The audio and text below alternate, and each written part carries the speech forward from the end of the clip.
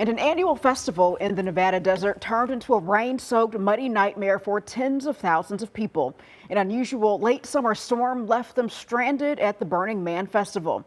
WGN's Patrick Elwood has the latest on this developing story.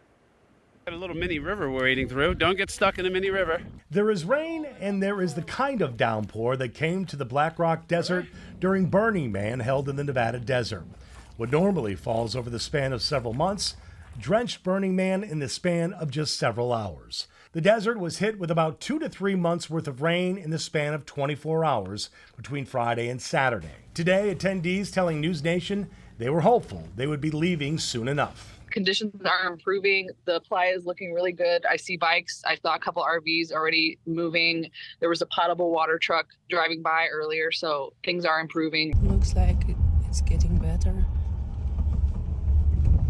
We're getting out of here. Burning Man has been held here for the past 30 years, where residents of Chicago and suburbs who regularly attend, but this year nobody saw this coming.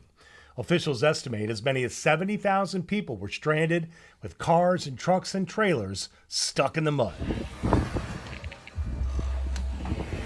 And the roads were eventually closed because there was so much water and mud.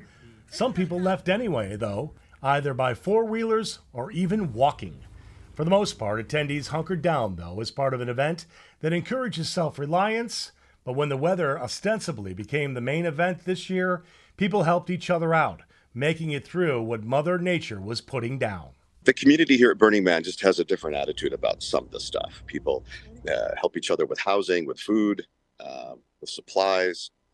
So I think there's a general sense that, this is going to end very soon and the gates will open and we'll all be on our way home. The annual gathering attracts nearly 80,000 artists, musicians, and activists for a mix of wilderness camping and avant-garde performances. Patrick Elwood, WGN News.